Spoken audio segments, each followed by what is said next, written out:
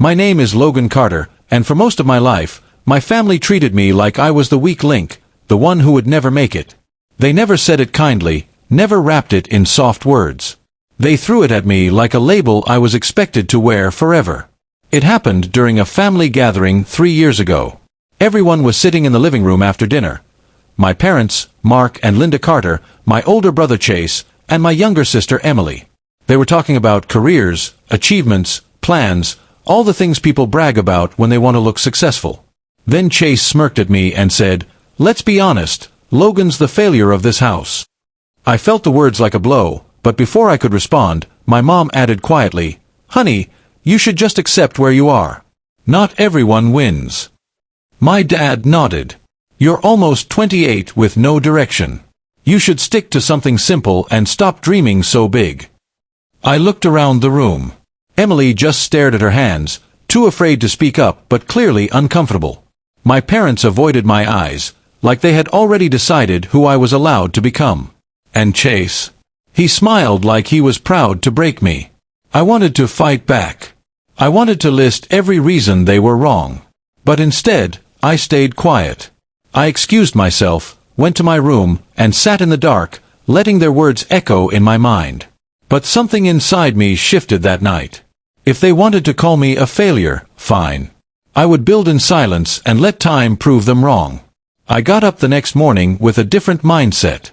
I didn't announce anything, didn't argue, didn't try to convince them. I simply got to work. I spent months learning digital marketing, coding, and design. Any skill that could help me build a future without depending on anyone. I worked late nights, ate cheap meals, and avoided telling anyone about my progress.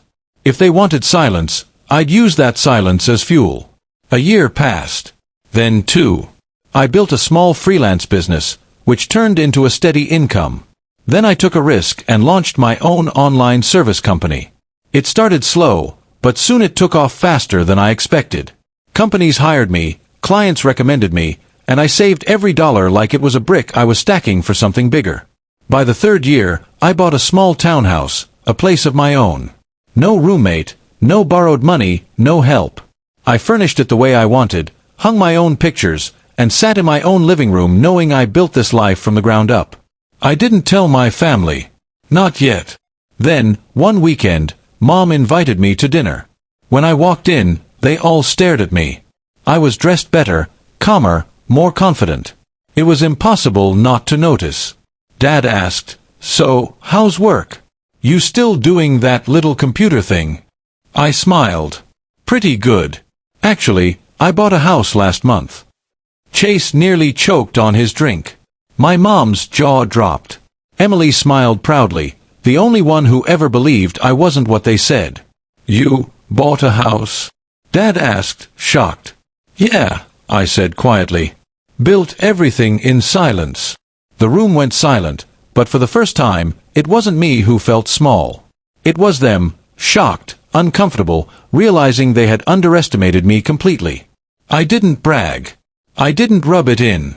I simply let the truth sit there. That night, I learned something powerful. Sometimes the best revenge is not anger, not yelling, not trying to prove yourself. It's quietly building a life they said you could never have. And when you show up as someone they never believed you could be, that silence speaks louder than anything.